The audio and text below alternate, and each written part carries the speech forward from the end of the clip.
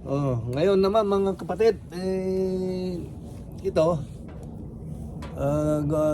subukan natin naman na ayusin itong motor na dinala, vacuum na dinala sa akin. Ito ang pangalan niya, Diesel. Yan o, Diesel. Ito, customer ko sa sa mga binebenta ko sa online na vacuum din. Naikwento niya na mayroon siyang vacuum na sira ang motor, ayaw umandar. Ngayon sabi ko, dali mo dito kung gusto mo, kung may tiwala ka sa akin. Kaya dinala niya. Kalas-kalas na lahat yan. Oo nga pala, itong itong pinapakita ko sa inyo para sa mga nag-aaral pa lang na wala pang nalalaman na maski konti. Ako mayroon ng konti lang. Kaya kung mapanood naman yung mga may alam na, huwag nyo naman akong pagtatawanan. I-correct nyo naman kung mali ang mga ginagawa ko. Ngayon, ang gagamitin natin na pang testingin natin muna itong switch. Ngayon, kasi ang dapat na unang testingin kung halimbawa hindi pa nakakalas yung wire. Itong cord niya ang una natin testingin kung bakit kung buo o hindi. Pero nakakalas na rin lang.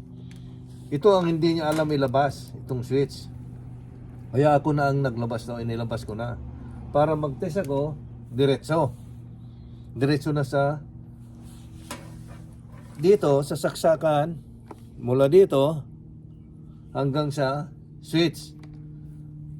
Isang na lang, testingan na lang.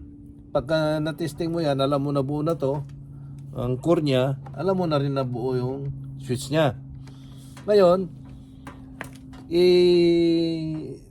ito ang gagamitin ko, ito yung analog tester. Ngayon, iseset ko dito sa times 10. Pwede rin dito sa bit, pero ang bit niya isa napakahina. Kaya mas maganda yata itong ilagay ko na sa times 10. Ngayon, natin kasi ano lang naman, continuity lang naman eh. Dapat ito gumalaw. Ito, ganyan. Itong pointer niya nandyan. Nakakalibrate na. Maski naman hanggang dyan lang, ayos na yan eh. Basta gumalaw. Sa pagkaalam ko basta gumalaw, meaning ayos. Ngayon, ito naman, ang red, nandyan sa may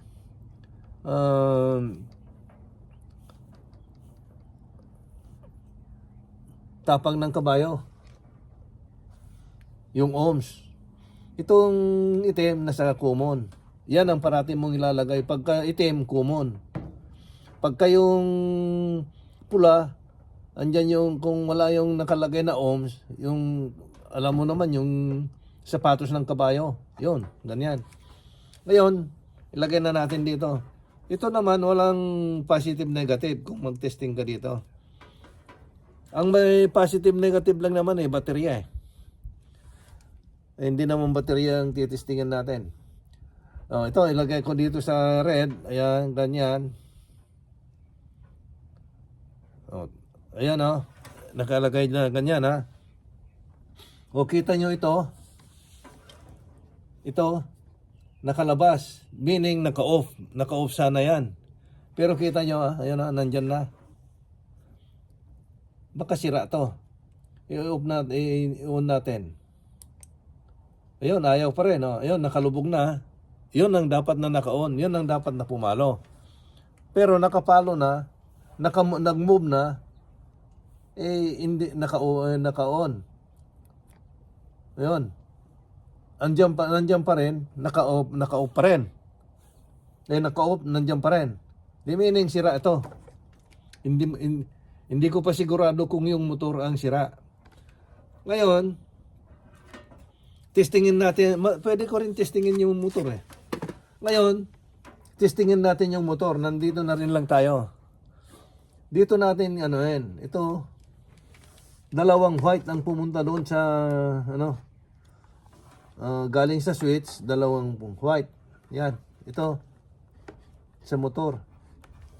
Ngayon, ang gagawin ko, yung isa dito, ilagay natin dito.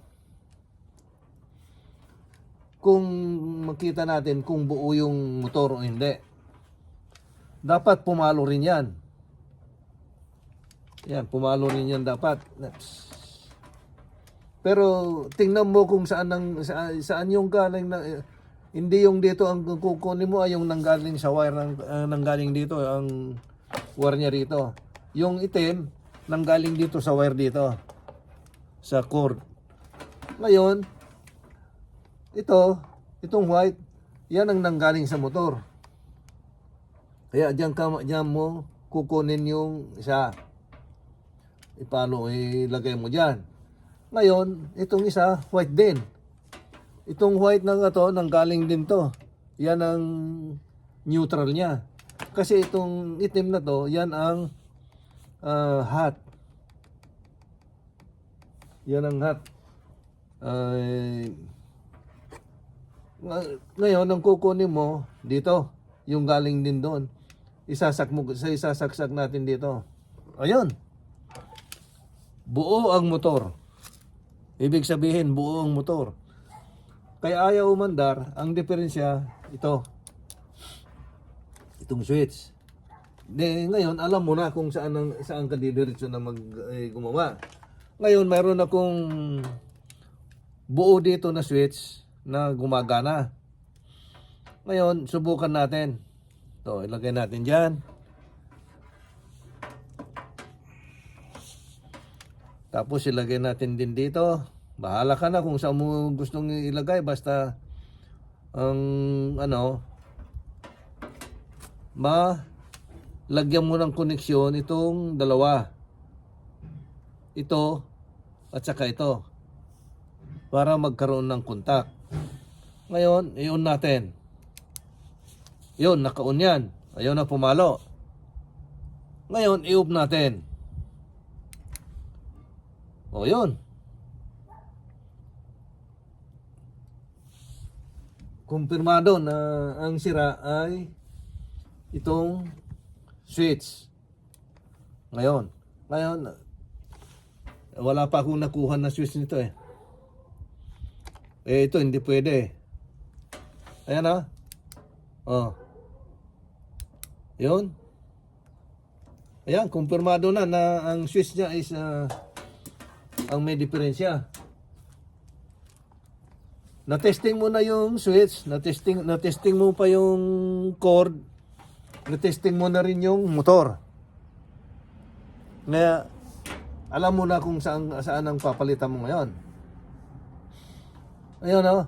Kaya sabi ko na hindi pwede ito dahil itong sungay niya is nasa side. Ito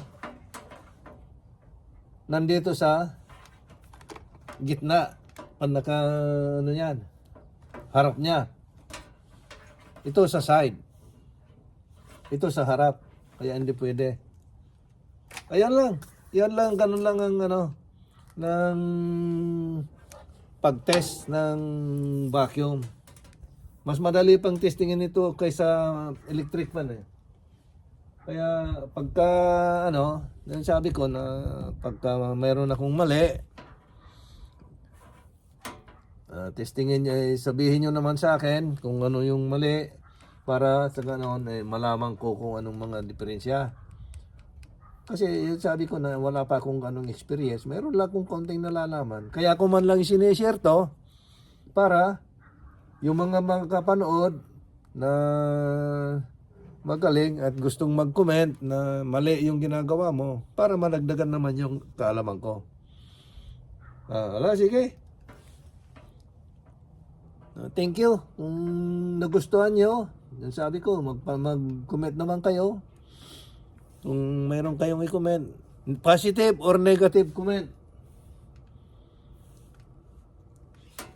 Pwede. Acceptable. Acceptable lahat ng comment. Sige. Okay, bye.